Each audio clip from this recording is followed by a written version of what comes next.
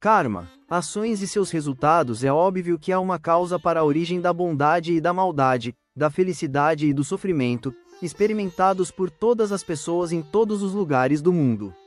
Karma existe como parte da nossa mera existência. Criamos karma a cada momento, do mesmo modo que os resultados do nosso karma passado nos afetam a cada momento. Ajaan, município Buridatta, Terra 37. Karma aqui e agora. O que faz com que as pessoas surjam neste mundo do jeito que surgem. Algumas pessoas nascem numa família rica, harmoniosa, fortes e saudáveis. Outras nascem na pobreza ou com enfermidades. Outras nascem onde há guerra, fome e outros problemas. Por que acontece isso? Porque temos traços de caráter distintos. Nós nascemos no mundo com diferenças de caráter, com diferentes modos de pensar. Isso é karma? A questão de vidas passadas e futuras, seres renascendo de acordo com o seu karma, tem sido assunto de milhares de anos.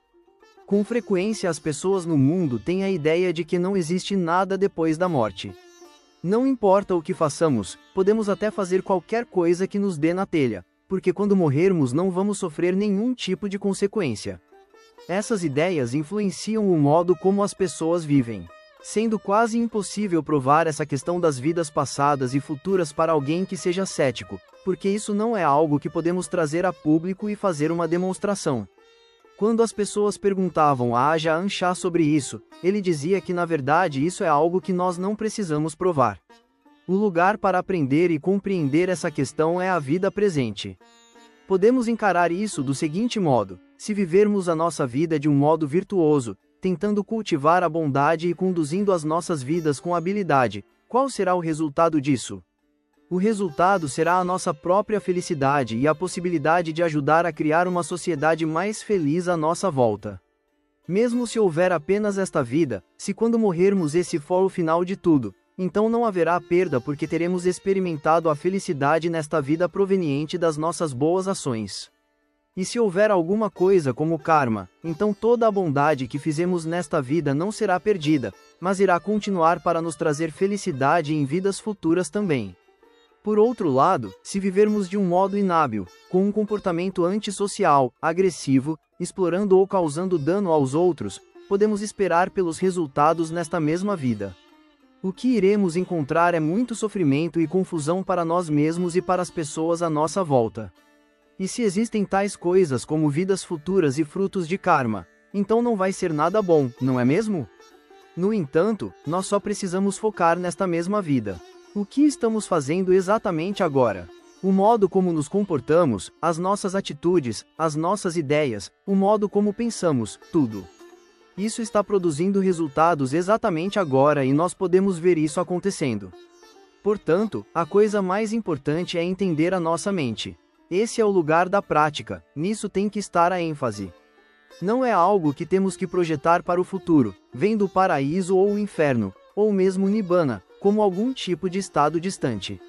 Ao invés disso, podemos olhar para nossa mente e ver que as causas da felicidade e do sofrimento ou do paraíso e do inferno estão surgindo exatamente aqui, neste momento. Não é algo externo ou distante.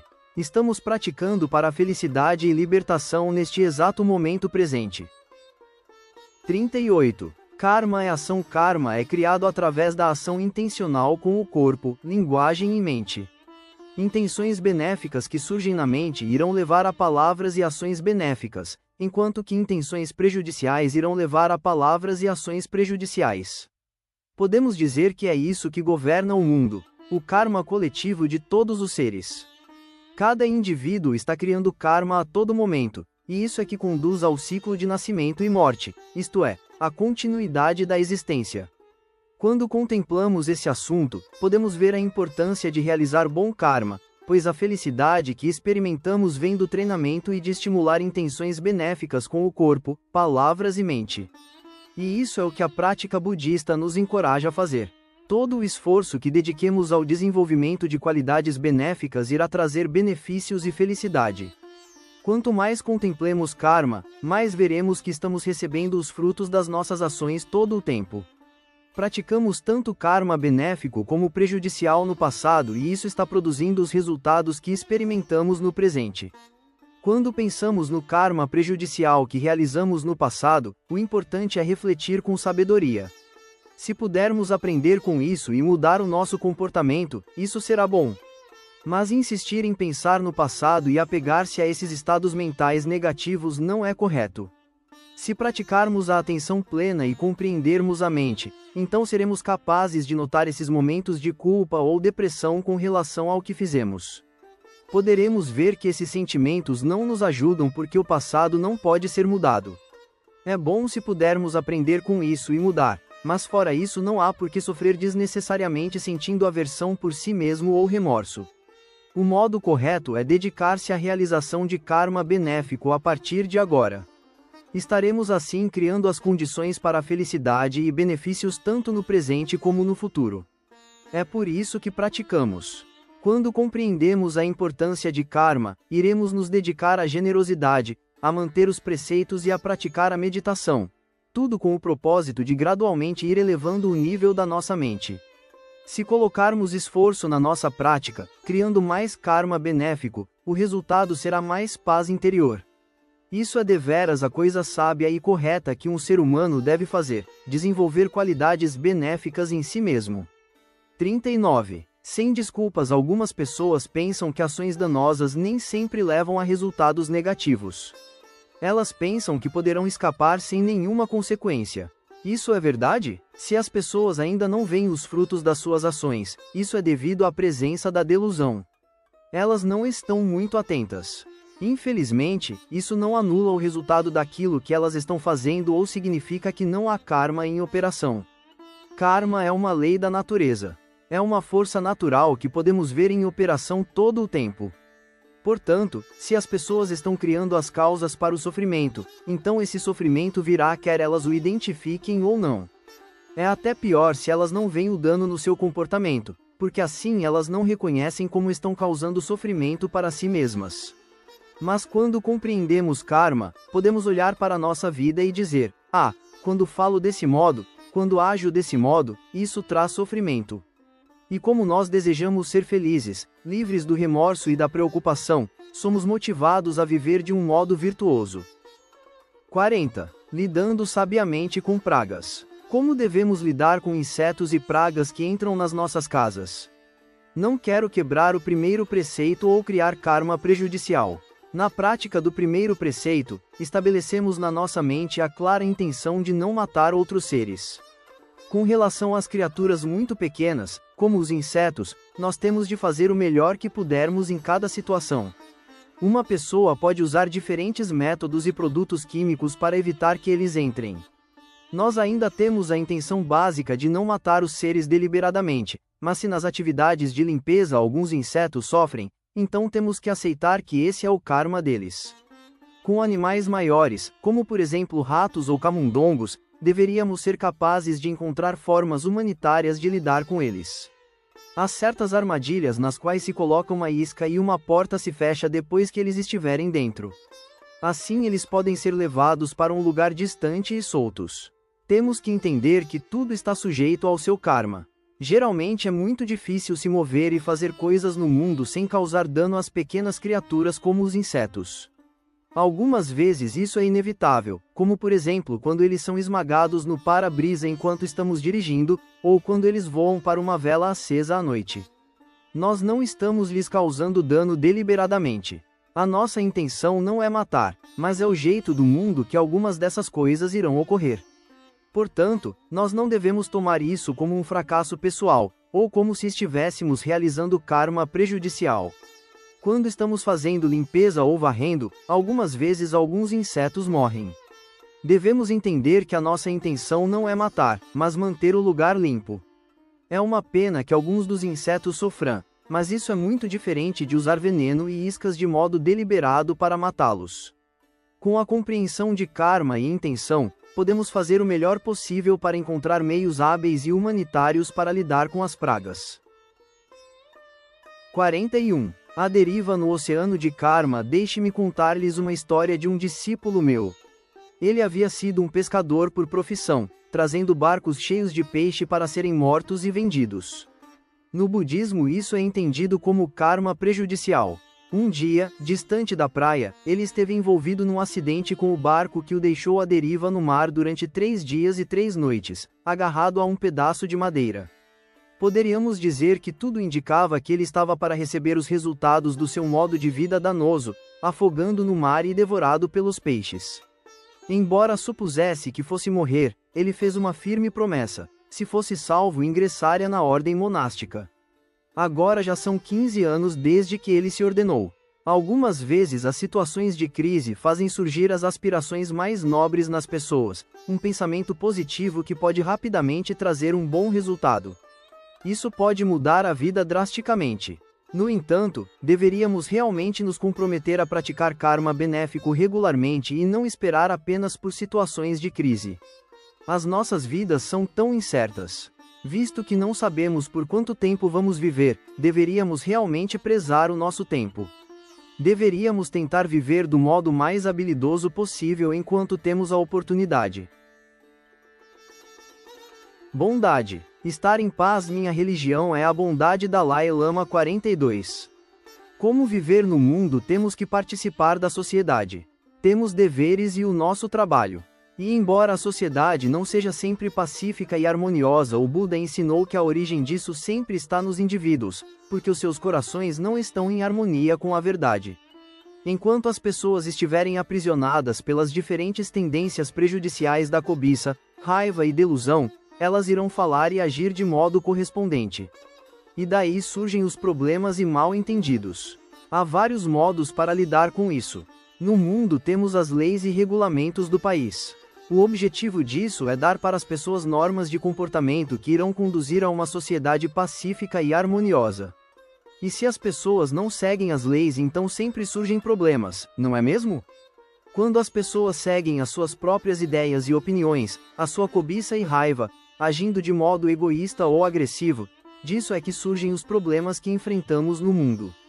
No entanto, sob a perspectiva do Dhamma, é importante compreender que todos temos o nosso próprio nível de cobiça, raiva e delusão. Isso é algo que precisamos aceitar e lidar. O modo de fazer isso com habilidade é: primeiro, entender que todos estão nessa mesma posição. Segundo, ter uma atitude de bondade e compaixão. Isso não significa dizer que encorajamos as pessoas quando elas estão agindo de um modo danoso. Mas nós sabemos que as pessoas são assim e não tomamos como algo pessoal. Ao dar importância para a bondade e a compaixão, podemos lidar com os problemas do dia a dia da sociedade de tal modo a não adicionar ainda mais sofrimento.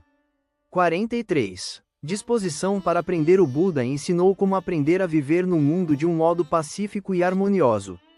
Ele disse que precisamos desenvolver a bondade e um senso de disposição para o sacrifício. Um marido tem que se sacrificar pela esposa, uma esposa pelo marido. Pais têm que se sacrificar pelos filhos e os filhos pelos pais. Todos os membros de uma família têm que se sacrificar uns pelos outros. Essa é a forma como a sociedade funciona, quando está funcionando bem. Quando as pessoas estão em harmonia e vivendo juntas em paz, sempre haverá essa disposição pelo sacrifício. Devemos também estar abertos para ouvir os outros, especialmente as pessoas que desenvolveram a virtude, a concentração e a sabedoria. Elas compreendem quais modos de pensar criam o sofrimento e podem ajudar a indicar onde nos desviamos do caminho. Por isso respeitamos os mestres que praticaram levando as suas mentes para a lucidez e o insight. Eles têm mais experiência sobre como cuidar da mente, como se comportar do modo correto e como progredir no caminho da prática. Portanto, quaisquer palavras de orientação ou reflexões benéficas que eles nos ofereçam, deveríamos ouvi-las com cuidado. Mas isso também pode se aplicar aos nossos amigos e parentes. O Buda nos encorajou para que fossemos capazes de nos comunicar com os outros, receber reflexões e conselhos. Ao invés de rechaçá-los, nós refletimos cuidadosamente comparando-os com a nossa própria experiência. 44. Para além do julgamento, a menos que tenhamos aperfeiçoado a atenção plena e a sabedoria, seremos pegos pelos gostos e desgostos. Isso, com frequência, influencia as ideias que temos a respeito das outras pessoas. Quando temos apegos e preferências, gostamos disso, não gostamos daquilo, então, é claro que isso pode nos tornar críticos. Vendo características que gostamos dizemos que alguém é bom, vendo características que desgostamos dizemos que alguém é ruim. Baseado nesses detalhes formamos um quadro completo decidindo que aquela pessoa é completamente boa ou que aquela pessoa é completamente ruim. Mas isso tem origem no apego e na delusão. O Buda disse que o modo para remediar essas tendências críticas é retornar e olhar para a nossa própria mente. Quanto mais estudarmos a nossa própria mente, a nossa própria vida, o nosso próprio comportamento, mais as nossas ideias se tornarão lúcidas e imparciais. Então, antes de mais nada, olhamos para aquilo que fazemos e perguntamos: as minhas ações são hábeis ou inábeis? Quais são os resultados das minhas ações? Olhamos para aquilo que dizemos e perguntamos: as minhas palavras são hábeis ou inábeis? Quais são os resultados daquilo que digo? Então, olhamos fundo para nossa mente para ver o que estamos pensando e perguntamos: os meus pensamentos são hábeis ou inábeis? Quais são os resultados dos meus pensamentos? Ao aprender a fazer isso, ao invés de olhar para fora e julgar o mundo e as pessoas à nossa volta, dirigiremos a atenção para dentro, para olhar para nossa própria mente. Isso vai nos alinhar com os ensinamentos do Buda. Saberemos então, por nós mesmos, se estamos usando a nossa mente de um modo hábil ou inábil. Isso nos levará para além do julgamento dos outros. E mesmo assim, algumas pessoas ainda irão nos julgar. Qualquer coisa que façamos, algumas pessoas dirão que está certo, enquanto que outras dirão que está errado. Assim é viver no mundo. Mas aquilo que elas dizem não é a história completa, não é mesmo? Nós temos que olhar para a nossa própria mente e saber por nós mesmos. As nossas ações foram hábeis ou inábeis? Algumas vezes fazemos alguma coisa boa, mas ainda assim somos criticados pelos outros. Se soubermos com base na nossa própria investigação que aquilo que fizemos foi deveras bom, então não sofreremos por causa disso. Em outras ocasiões fazemos algo errado, mas as outras pessoas nos elogiam. Mais uma vez temos que regressar e investigar, perguntando: foi realmente bom ou não? Nós nem sempre podemos tomar as palavras dos outros como sendo a verdade, mas por meio da investigação saberemos por nós mesmos. 45. A importância dos bons amigos. O Buda disse que coisas boas provêm de estar com bons amigos. Eles fazem com que manifestemos as nossas boas características. Tente evitar amizades ruins. Estas são aquelas que nos levam para a bebida, para o jogo e assim por diante, levando a situações danosas. Esse ensinamento também vale para o nosso íntimo. Isto significa evitar se misturar com as forças negativas na nossa mente, ficando, ao invés disso, com os pensamentos e aspirações benéficas. Se fizermos isso bem, então a nossa prática será sólida. Saberemos por nós mesmos o que nos trará a felicidade e qual é o modo benéfico para viver. Assim, mesmo quando estivermos nos socializando com outras pessoas, se elas estiverem tomadas por ideias incorretas ou ainda não entenderem o caminho, nós, mesmo assim, não ficaremos abalados. Isso porque estaremos firmes e porque entendemos por nós mesmos. O Buda ensinou que devemos nos associar com pessoas boas, sábias, e evitar aquelas que são tolas ou imprudentes. Mas algumas vezes acontece que temos amigos com alguns traços negativos, prejudiciais e queremos ajudá-los.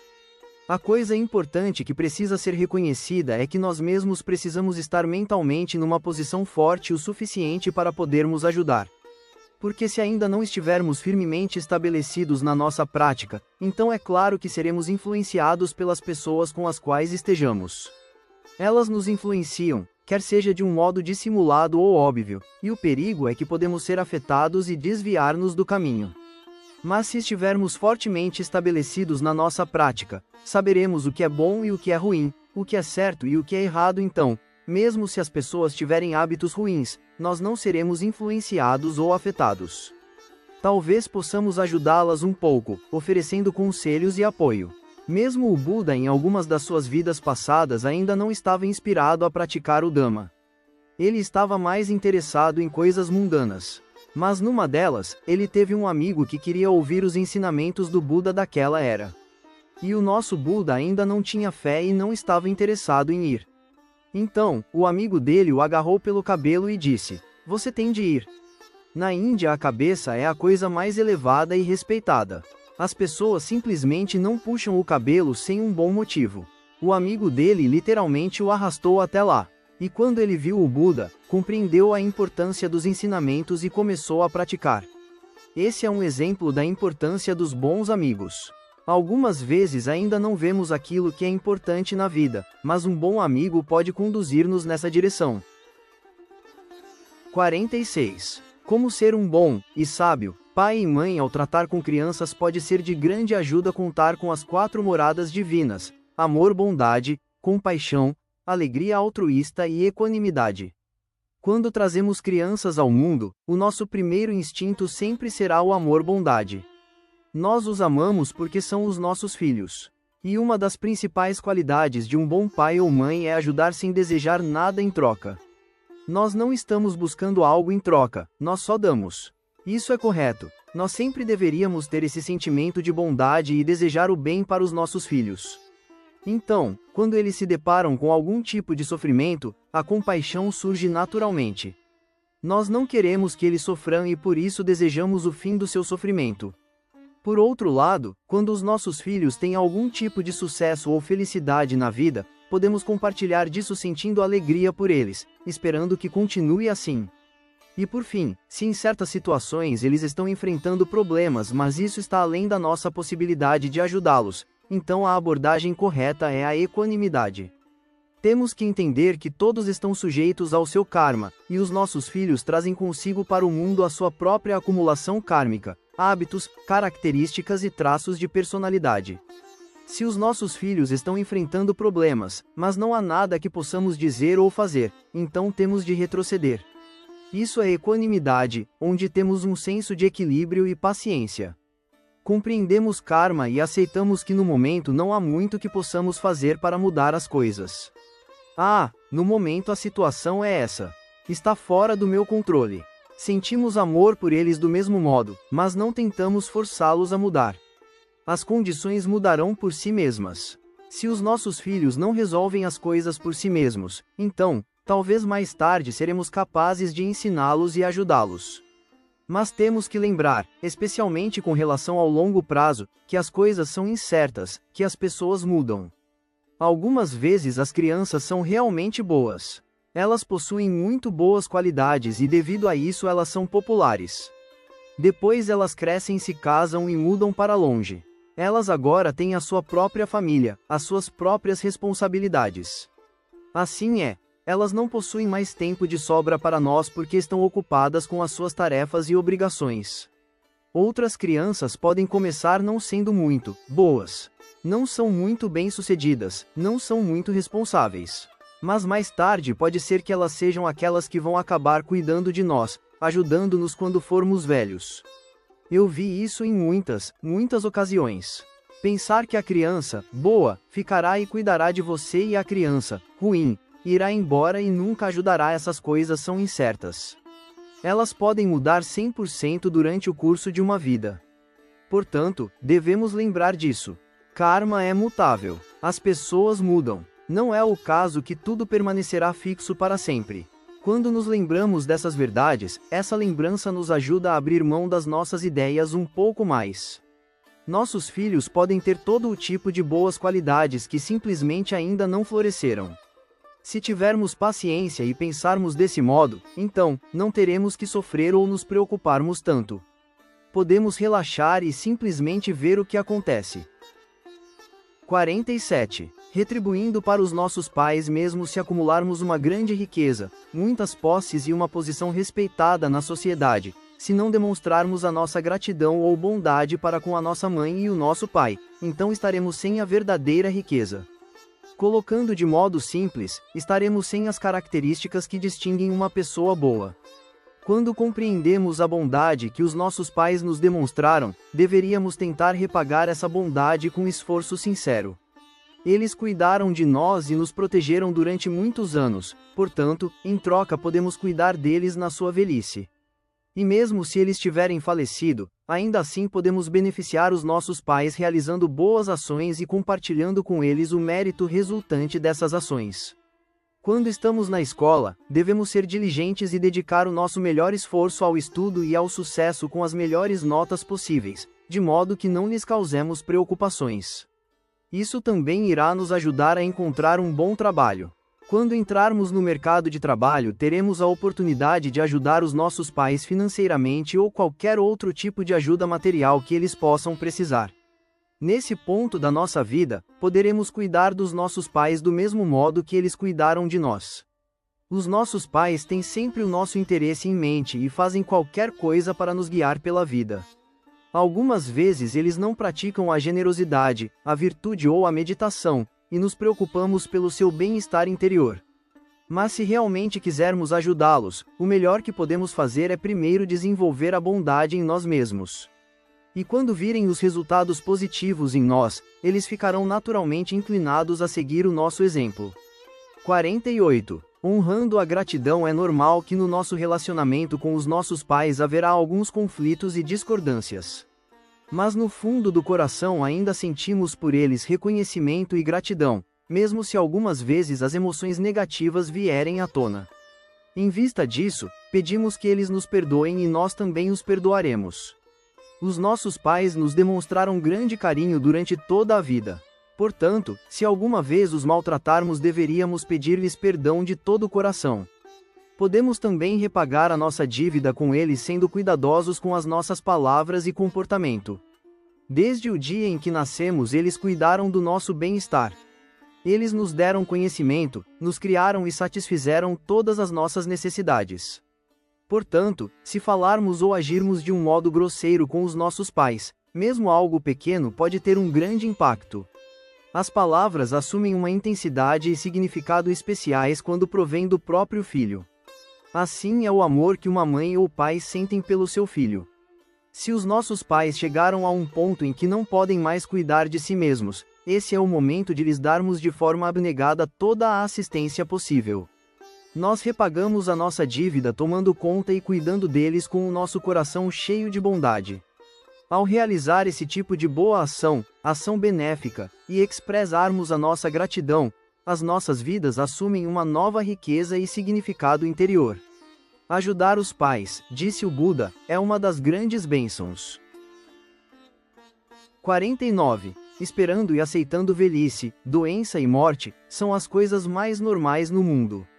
Temos que esperar por isso e enxergar que é parte da vida.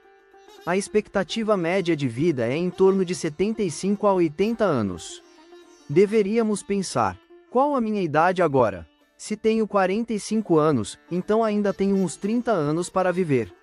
Pensando dessa forma, nos tornamos conscientes da impermanência da vida e acordamos para o fato de que não estaremos aqui para sempre. Houve uma pergunta sobre como lidar com o fato de que o pai está muito velho, preso na cama, próximo da morte. Nesse caso, o pai tem 89 anos de idade, portanto, não há a necessidade de chorar ou ficar triste. Na verdade, ele teve uma vida longa. Já viveu 9 anos mais que o Buda. O Buda chegou apenas aos 80 anos. O Buda disse que a vida longa é o karma positivo de não matar. Portanto, esse é provavelmente o karma bom dele não ter causado dano ou matado animais no passado. Deveríamos ficar contentes se o nosso pai teve uma vida longa. Mas ao mesmo tempo ver que este corpo e mente são coisas impermanentes, que surgem e desaparecem. Não permanecem para sempre. Podemos esperar que, como as pessoas vão ficando mais velhas, elas acabarão morrendo. E se os seus corpos e mentes estão deficientes e se há dor e desconforto, nós não desejamos que elas experimentem isso indefinidamente. Poderemos até sentir alegria e disposição para deixar que elas partam, desejando que os frutos do seu bom karma lhes tragam um corpo forte e saudável na próxima vida. Porque se estiverem muito enfermas e com muito sofrimento, talvez seja mais habilidoso estar pronto para permitir que partam. Para fazer isso, precisamos realmente contemplar a verdade e trazê-la ao nosso coração. A verdade é que a nossa existência como seres humanos é impermanente e quando morremos temos de nos separar de tudo e de todos. Se realmente aceitarmos isso, poderemos estar em paz com essa verdade. Ao invés de ficarmos tristes com a morte de uma pessoa querida, podemos entender que assim é como as coisas são e sentir alegria pelo bem que ela fez. 50. Relativo a porcos e crianças. Certa vez um criador de porcos foi até a Jahan Shah para se queixar. A economia está terrível. O preço do porco está caindo tanto. Não estou ganhando nem uma fração do que ganhava antes. Ajahn Chah disse. Bom, não ouço os porcos reclamando. Nunca os vi discutindo sobre o preço da carne deles. E quem é que está abrindo mão da vida? Ajahn Chah com frequência empregava reflexões simples como essa, permitindo que as pessoas deixassem de lado o seu estresse e mostrando uma perspectiva diferente das coisas. Não só elas davam risada, mas também compreendiam que muito do sofrimento que criamos na nossa mente não é tudo aquilo que pensamos ser. E isso nem sempre se deve aos outros, mas sim, devido aos nossos próprios apegos e agarramentos. Numa outra ocasião, um homem veio ter com Ajahn Chah dizendo: estou tão estressado tentando cuidar dos meus filhos. Eles são realmente teimosos e criam muitos problemas. Então Ajahn Chah perguntou: bem, quem quis esses filhos? Quem tomou a decisão de ter filhos? Enquanto o homem pensava, Ajahn Chah disse: talvez possamos dar 50% para as crianças, e você fica com 50% da culpa também. Sabedoria. O insight acerca da verdade é a sabedoria que possibilita abrir mão de uma felicidade inferior na busca por uma felicidade superior. O Buda 51. Desatando o nó do não saber, o Buda ensinou que a delusão cria o mundo. Quando o coração está encoberto pela delusão, irá em todos os momentos evocar a noção de um eu, identificando-se com este corpo, com esta mente e com a experiência do mundo. Pensaremos que isso é meu, a minha parte do mundo, a minha casa, o meu carro, o meu terreno, o meu tudo. A noção de um eu é alimentada por essa delusão, esse não saber. Todos os nossos desejos e apegos têm origem nesse não saber, no não entendimento da verdade. Cultivamos o saber, o entendimento, que tem origem na atenção contínua. Ao desenvolver essa atenção contínua, começamos a ver o surgimento dessa noção de um eu e de todos os desejos e apegos nos quais normalmente nos perdemos. Quando a mente for capaz de ver isso, então, irá se despegar desse processo normal de rotular as coisas e de criar a noção de um eu associado às nossas experiências. Assim não haverá mais ninguém criando o mundo. Não haverá ninguém com posse do mundo. O nosso modo antigo de olhar para as coisas desaparece. 52. Permeando a miragem, sabedoria significa entender as coisas como elas na verdade são. A mente está acostumada a ver as coisas de um modo incorreto, enxergando o mundo de um modo distorcido. Está acostumada a ver aquilo que é impermanente como permanente, aquilo que é mutável como imutável, aquilo que é sofrimento como felicidade, e aquilo que é não eu como o eu. A mente é aquilo que simplesmente conscientiza os objetos e as experiências. Quando a mente não está quieta e em paz, se perde nesses objetos, nessas impressões mentais. É assim que nos perdemos no mundo, é assim como surge o sofrimento. Mas a mente concentrada está em paz. Ela conhece os objetos como objetos e não fica perdida. Ajahn Chah usava o símile de um quarto com uma única cadeira. Quando as visitas chegam, sabemos que elas entraram. Mas há somente uma cadeira na qual estamos sentados, assim as várias visitas não podem permanecer. Enquanto estivermos sentados nessa cadeira, as visitas virão, mas depois terão de ir embora. Assim ocorre com uma mente fortalecida pela atenção plena e pela concentração. Quaisquer objetos que surjam, a mente saberá quais são. Eles não podem permanecer. Ao compreender como as coisas na verdade são, a verdadeira sabedoria desponta. 53. Não é nosso os sentidos e os seus respectivos objetos simplesmente são o que são de acordo com a natureza. Os olhos são apenas olhos, os objetos visíveis são apenas objetos, sem declarar que sejam algo em particular. É a noção de um eu que lhes atribui um significado ao reagir com atração ou aversão. Mas com a atenção plena e a plena consciência acompanhando o processo do contato nos sentidos, a mente verá de acordo com a verdade. Todos os fenômenos simplesmente estão surgindo, permanecendo e desaparecendo. Ajahn Chah com frequência ensinava o que ele chamava de a prática que nunca está errada. Essa é a prática da contenção, de vigiar e proteger as 6 faculdades dos sentidos: o olho, o ouvido, o nariz, a língua, o corpo e a mente. Sempre que experimentamos o olho vendo as formas, o ouvido ouvindo os sons, o nariz cheirando os aromas, a língua saboreando os sabores, o corpo tocando os tangíveis, ou a mente experimentando os objetos mentais, Ajahn Chah recomendava que contemplássemos essas experiências exatamente nesses pontos, para podermos conhecê-las e compreendê-las, vendo-as claramente como mutáveis e impermanentes. É como caminhar numa estrada. Pode haver diversas coisas no nosso caminho, pedras, galhos ou lixo. Mas nós simplesmente as colocamos de lado e continuamos caminhando, sem deixar que nos preocupem. As impressões mentais também são obstruções, mas se com rapidez as colocarmos de lado vendo-as como impermanentes, insatisfatórias e não eu, continuaremos avançando. Quando abrimos mão do nosso apego por essas obstruções, veremos que são simplesmente objetos da mente. Quando experimentamos a felicidade dizemos, eu estou feliz. Nesse momento tomamos esse estado como sendo nosso. Mas essa felicidade não dura, não é mesmo? Ela surge de acordo com condições. Quando essas condições mudam e desaparecem, aquele sentimento, aquele estado de espírito, também irá passar. Com o sofrimento é a mesma coisa. Surge de acordo com condições e depois muda e desaparece novamente.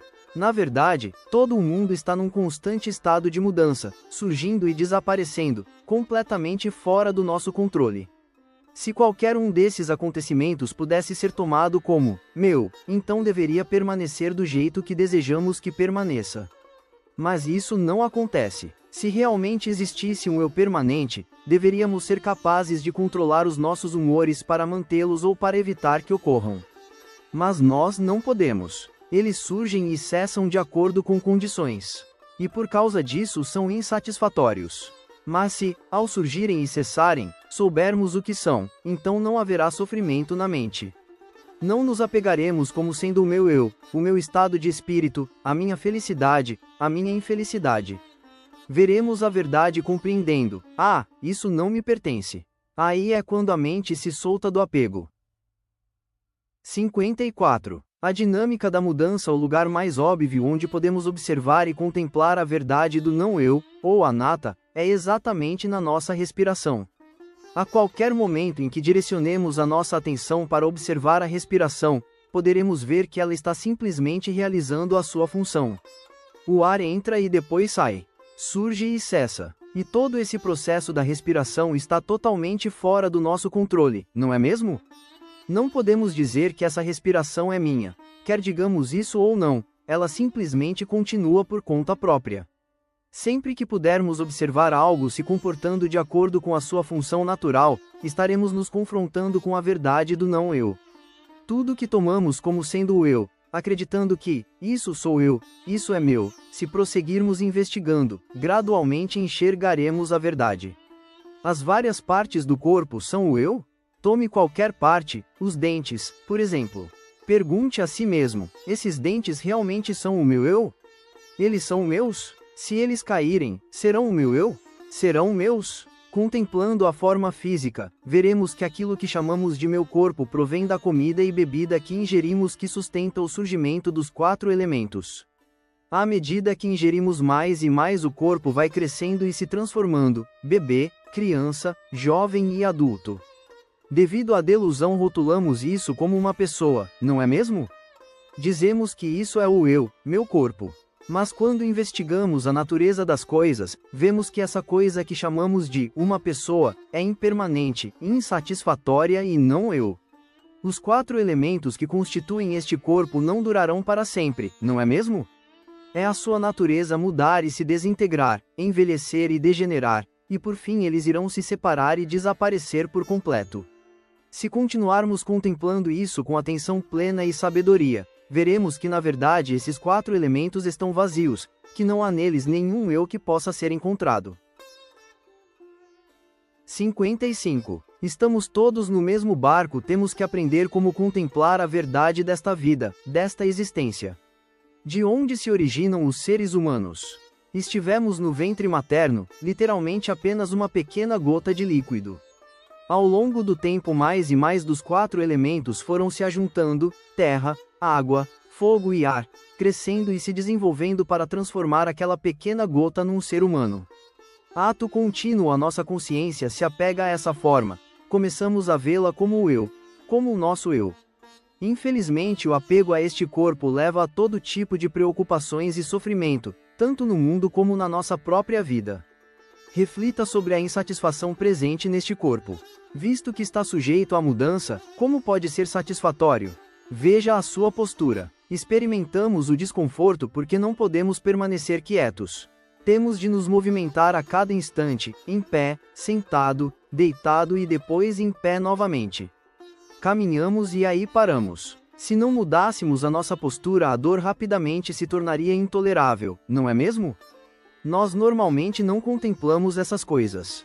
Este corpo segue envelhecendo. Embora possamos fazer muito para nos cuidarmos, não importa o que seja feito, à medida que o tempo passa, o corpo naturalmente vai degenerando com enfermidades e dores. Este corpo está num processo de constante mudança. Quanto mais tempo o usarmos, mais ele estará sujeito a enfermidades. Quando as pessoas chegam aos 80 anos, os seus cérebros já não funcionam como antes, a memória se deteriorou. Os ossos enfraquecem. O coração, rins, pulmões e fígado, todos começam a causar problemas. Mas esse é o curso natural do corpo. O Buda ensinou que todas as coisas são impermanentes, não podem durar. Apegamo-nos à noção de que permanecerá por muito tempo, mas na verdade isso não é possível. Quando temos de ir ao hospital, todos querem ser curados, ninguém quer morrer. Mas isso simplesmente não é possível. Fazemos o melhor possível para cuidar do corpo e se for curado aceitamos isso. Mas se não for, também temos que aceitar isso. Até mesmo os médicos têm que morrer. Quantos médicos temos visto com mais de 100 anos? Os médicos têm habilidade, até certo ponto, para curar as pessoas. Mas evitar a morte? Isso eles não são capazes. Médicos, enfermeiras, todos também terão que morrer.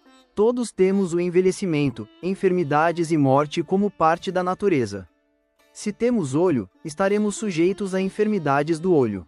Se temos fígado, estaremos sujeitos a enfermidades do fígado. Se temos braços e pernas, então haverá dores nos braços e nas pernas.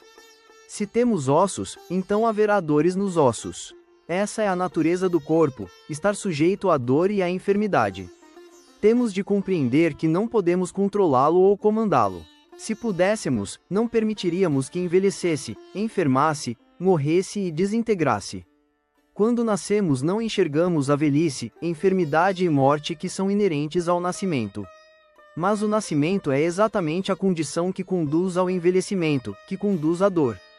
Quando alguém está muito velho e a dor e o sofrimento estão no seu auge, então a forma física irá se desintegrar e desaparecer. Convencionalmente chamamos isso de morte. 56. A mente desatada no começo ainda estamos fortemente atados à noção do eu, que em essência é a delusão, o não saber. O desejo e o apego circundam a mente. Agora, se a delusão, o desejo, e o apego, fossem a mente, então não haveria meio de purificar a mente e torná-la serena e límpida. Mas a mente e as contaminações mentais são entidades distintas. Essas contaminações se meteram gradualmente e tiraram a mente do seu estado natural. As contaminações estão conosco há tanto tempo a ponto de estarem fora do escopo daquilo que somos capazes de compreender. A mente original é pura e luminosa. E mesmo agora podemos notar que em certos momentos a nossa mente está livre da cobiça, livre da raiva, e livre da delusão. Então, como a delusão, o desejo, e o apego, se originam na mente. De onde vem isso? Isso vem através dos meios dos sentidos, isto é, do olho, do ouvido, do nariz, da língua, do corpo, e da mente. Se a mente é tomada pela atração ou aversão nesses pontos de contato, as contaminações surgem simultaneamente. Mas se pudermos manter um estado de atenção desapegada, sem sermos movidos pela atração e aversão, então a mente estará fora do alcance das contaminações. Essa é uma mente livre da cobiça, livre da raiva, e livre da delusão. 57. O fim de todo o apego quando temos generosidade, virtude, amor, bondade, e a prática de meditação combinadas, estaremos reforçando o poder da nossa atenção plena para a investigação da verdade. Veja a mente simplesmente como mente, não como uma pessoa, um ser, eu, meu, ou outros. Muito embora possamos ter estados mentais benéficos surgindo, temos de aprender a abrir mão deles também, sem permitir que a noção de um eu se forme. Nesta altura, você deve estar confuso pensando: Se eu abrir mão de tudo, mesmo dos estados benéficos, não irá sobrar nada. Mas temos de lembrar que o objetivo da prática é abandonar a ideia da identidade. Porque se nos sentirmos superiores aos outros, essa será outra causa de sofrimento. Se nos apegarmos à noção de que somos melhores, iguais ou inferiores aos outros, isso é exatamente a ideia de uma identidade. Sempre que houver a ideia de uma identidade, haverá contaminações mentais. E onde quer que haja contaminações mentais, haverá sofrimento também. Se pudermos abrir mão de ambos, do prejudicial e do benéfico, então veremos a mente no seu estado natural. Abrir mão. Concluindo o caminho, se você abrir mão um pouco, terá um pouco de paz. Se você abrir mão muito, terá muita paz. Se você abrir mão por completo, terá a completa paz. Ajahn Chah 58. A coisa mais importante. Certa vez, um leigo veio visitar Ajahn Chah. Naquela ocasião, alguma coisa estava incomodando aquele homem e ele estava realmente sofrendo. Devido a isso, ele foi buscar aconselhamento. Chegando no monastério, ele viu o Ajahn Chah carregando um balde pesado. Ajahn Chah então lhe deu o balde para que ele o carregasse e em seguida começou a conversar sobre isso e aquilo, dirigindo a conversa para longe do problema que a pessoa estava enfrentando. Ele se esqueceu logo do que o perturbava. Depois de um tempo, Ajahn Chah disse: "Olha, você está carregando esse balde já faz bastante tempo, não está pesado?" "Com certeza está", o homem respondeu. "Bom, se está pesado, por que você não o solta?" Ele colocou o balde no chão juntamente com o problema que o preocupava. Quando você pode soltar os seus fardos, o resultado é uma incrível leveza de corpo e mente. Isso é o que ocorre quando você abre mão. Quando você abre mão das coisas, nisso surge a vacuidade. Não há apego, não há peso, não há sofrimento. Abrir mão é a coisa mais importante do que qualquer coisa a qual venhamos a nos agarrar. Ajahn Chah era um mestre muito diligente, sempre encontrando meios hábeis para ajudar as pessoas a abrir mão dos seus apegos. Na verdade, podemos dizer que esse era o sabor dos seus ensinamentos, fazer com que as pessoas abrissem mão. Em relação à virtude, que elas abrissem mão daquilo que as fariam descumprir os preceitos e gerar karma ruim. Em relação à concentração, abrir mão dos pensamentos, preocupações e humores. E depois, em relação à sabedoria, fazer com que elas vissem a natureza impermanente de todos aqueles estados mentais que normalmente tomamos como eu. Dizemos: estou estressado, estou com raiva, estou deprimido. Mas essas, na verdade, são simplesmente condições da mente. Quando vemos que são impermanentes, somos capazes de abrir mão disso. Ajahn Chah costumava dizer que as pessoas que não sabem muito são na verdade mais fáceis de ensinar. Em geral, quanto mais sabemos, mais difícil é enxergar o Dhamma. Isso porque tendemos a nos apegar de modo incorreto às nossas ideias. Podemos nos apegar a opiniões sobre a prática, sobre diferentes técnicas, até mesmo aos estados de calma e felicidade que surgem. Mas todo esse apego é aquilo que chamamos de ego, a noção do eu que surge e impede o nosso progresso. Se nos apegarmos a essas ideias, nunca alcançaremos a cessação do sofrimento. Temos que contemplá-las para ver o dano que causam e abrir mão delas. 59. Inabalável. Se ouvirmos alguém nos criticando, poderemos abrir mão disso? Se alguém nos elogia, como nos sentimos? Porque na realidade o elogio e a crítica possuem o mesmo valor, são simplesmente sons. É como ter 5 quilos de ouro e 5 quilos de pedras. Damos grande valor ao ouro e não enxergamos nenhum valor nas pedras. Assim é como funciona a mente. Se encontrarmos esse ouro, com alegria o pegaremos e o levaremos com grande entusiasmo, mesmo se for pesado. Mas se forem pedras, não estaremos interessados. No instante em que tentarmos pegá-las, já estaremos reclamando que é demasiado pesado e que não queremos ficar carregando aquilo. Nós não temos interesse nelas porque pensamos que não tem valor. Assim é como a mente vê as coisas. Mas ao progredir na prática, vemos essas duas coisas como tendo o mesmo valor, ambas são pesadas. Quer sejam 5 quilos de ouro ou 5 quilos de pedras, apegar-se a qualquer um dos dois é igualmente um fardo. As impressões mentais que experimentamos são as mesmas, se nos apegarmos, serão pesadas. Quer seja elogio ou crítica, nós vemos isso como tendo o mesmo valor, como impermanentes, insatisfatórios e não eu. Elogio e crítica, ganho e perda, fama e má reputação, alegria e tristeza. Essas 8 condições mundanas são o jeito normal do mundo. Mas vendo-as como iguais em valor, como vazias, elas cessarão de nos causar sofrimento. 60. Além de todas as convenções, qualquer um que seguir o caminho de prática apropriado poderá abrir mão dos seus apegos. Desenvolvendo a virtude, a concentração e a sabedoria, levaremos a mente para uma situação de lucidez na qual poderá enxergar a verdadeira natureza de todas as coisas. Onde há somente puro entendimento, puro insight, que escapa de todas as convenções usuais relacionadas à realidade às quais nos apegamos. Isso nos conduz para além da nossa identidade de leigo ou de monge, ou monja, para além da sexualidade, para além da idade. Quando enxergamos mais além dessas convenções da existência, a libertação surge na mente. Nos libertamos de qualquer apego às impressões mentais. E uma vez que não estejamos mais perdidos nas impressões mentais, não estaremos mais deludidos em relação ao mundo. Ajahn Chah costumava usar o símile da água. Quando a mente se apega às impressões mentais, é como adicionar algumas gotas de corante na água limpa.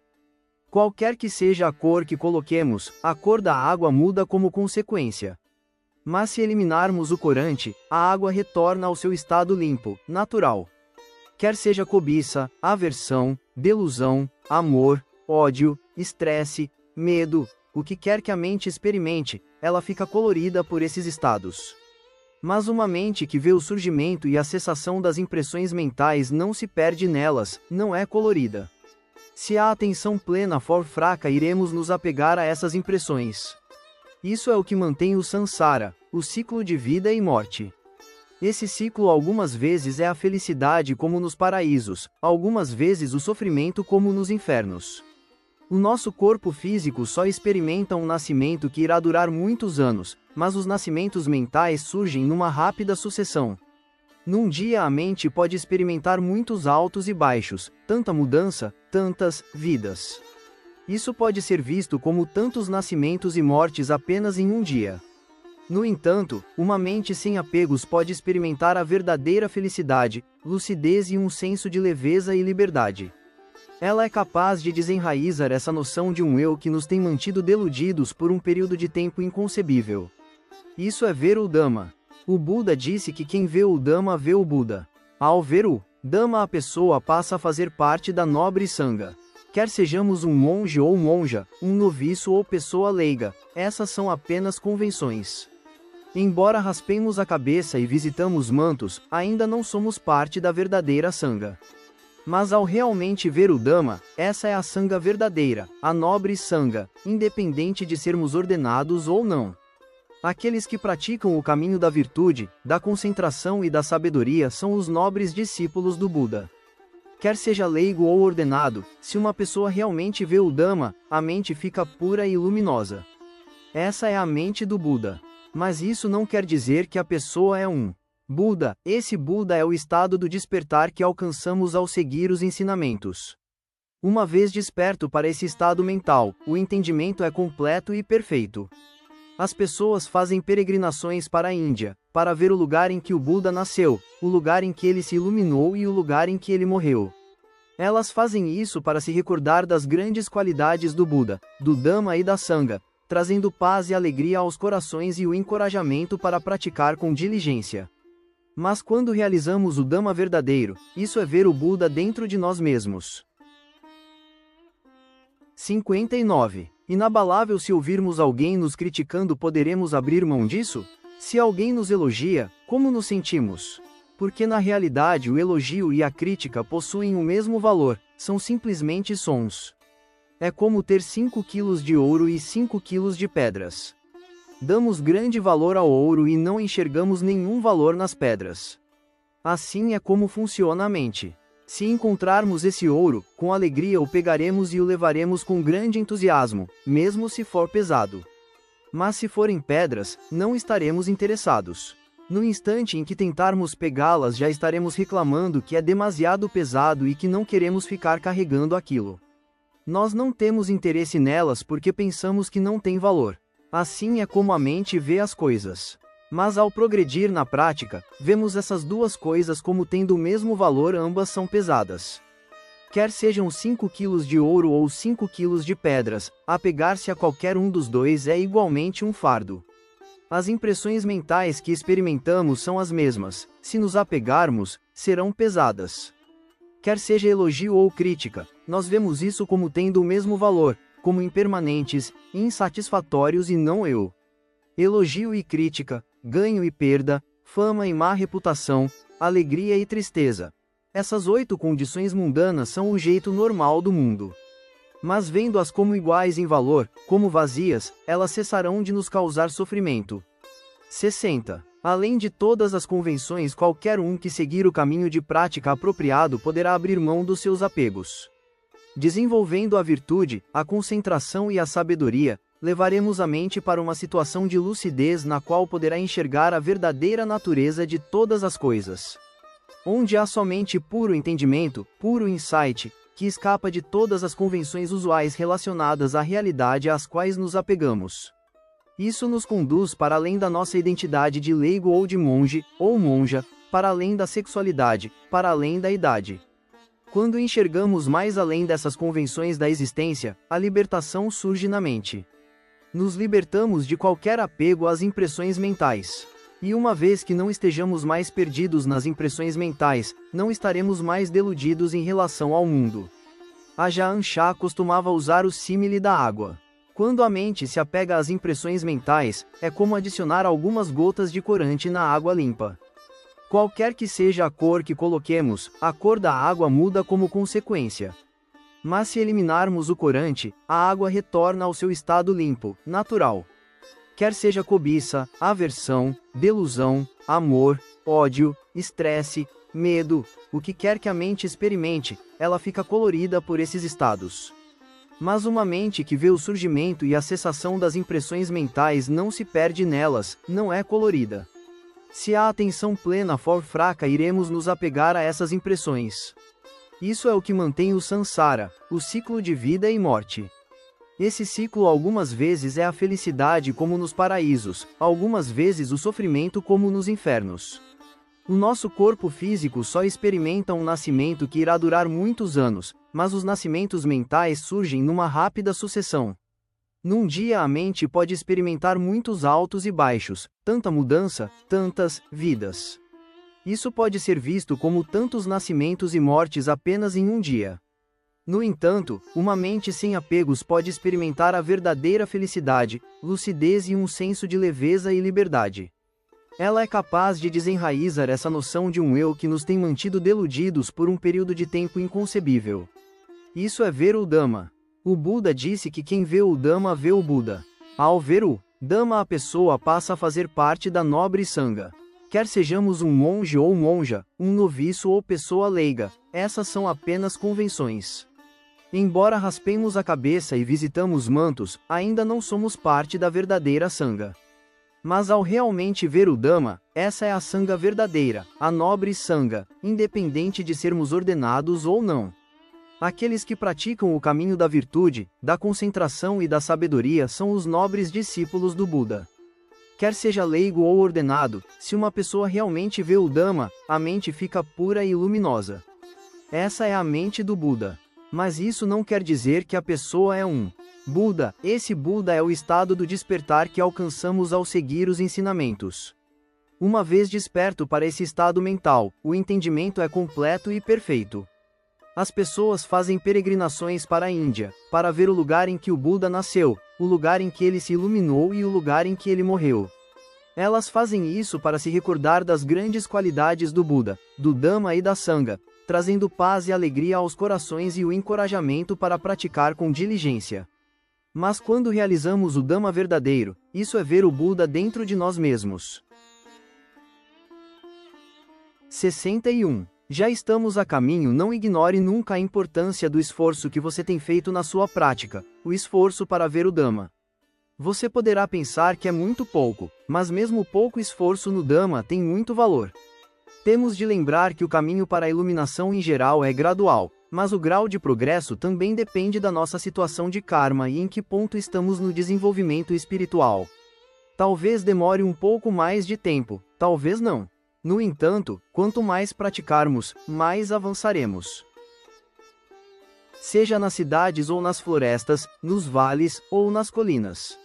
Onde quer que permaneçam os Arahants, o local é extremamente encantador. DHP 98 Ajahn Anan Akincano. O venerável Ajahn Anan Akincano nasceu na cidade de Saraburi, na região central da Tailândia, no dia 31 de março de 1954, com o nome de Anan Shan. Desde pequeno ele regularmente acompanhava os pais nas visitas ao templo local para os cânticos e as homenagens aos monges, e ele se recorda que experienciava sentimentos de grande tranquilidade e alegria sempre que via as imagens do Buda. Na escola, ele era conhecido pelas boas maneiras e dedicação aos estudos e depois de formado foi contratado como contador pela Sion Cement Company. Embora fosse um funcionário dedicado, ele notou um crescente interesse pela prática budista e durante as horas fora do trabalho passou a viver num monastério próximo. No ano seguinte, trabalhando e rigorosamente observando os 8 preceitos do praticante leigo, ele foi capaz de incrementar os seus esforços na meditação e a sua confiança nos ensinamentos do Buda.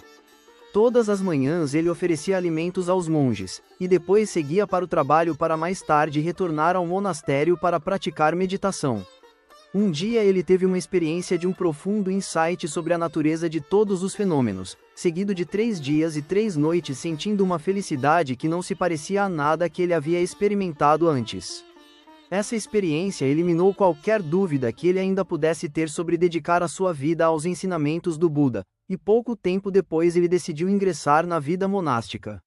No dia 3 de julho de 1975 ele foi ordenado como monge tendo como mestre e preceptor o venerável Ajahn Chah. Ele recebeu o nome Akincano, que significa, aquele que está livre de tudo, e passou os 4 anos seguintes praticando com diligência a meditação e desenvolvendo o cuidado e a atenção em todas as rotinas da vida monástica. Durante esse período ele atuou como o assistente pessoal de Ajahn Chah, o que lhe deu a oportunidade de desenvolver uma conexão próxima com o seu mestre. Embora a sua meditação tivesse altos e baixos durante os primeiros anos como monge, no seu 4º ano alcançou um ponto do qual nunca mais declinou. Depois do período de treinamento intensivo com Ajahn Chah, ele teve a oportunidade de buscar lugares mais isolados para dar continuidade aos seus esforços na meditação. Vivendo em florestas remotas e cemitérios, ele enfrentou vários tipos de dificuldades tanto externas como íntimas. Mesmo assim ele permaneceu comprometido com esse estilo de vida, desenvolvendo tolerância, mesmo lutando contra sérios ataques de malária que quase lhe tomaram a vida em muitas ocasiões. Em 1984 foi-lhe oferecido uma área desabitada para construir um monastério das florestas. Acompanhado por 2 outros monges e um noviço, o grupo se estabeleceu numa densa floresta na província de Rayong, num lugar agora conhecido como Wat Marpijan, Monastério da Montanha Iluminada pela Lua. Mais de 25 anos mais tarde, a reputação de Ajahn Anan como mestre de meditação cresceu, junto com o número de monges que vêm para praticar com ele e buscar os seus conselhos. O monastério e os arredores se desenvolveram de modo considerável desde que ele chegou, refletindo tanto a presença de Ajahn Anan bem como a sua contribuição para a região. Na atualidade, ele cuida das suas muitas tarefas como abade e mestre, dividindo o seu tempo entre os monges e os visitantes leigos, e cuidando de um crescente número de monastérios afiliados.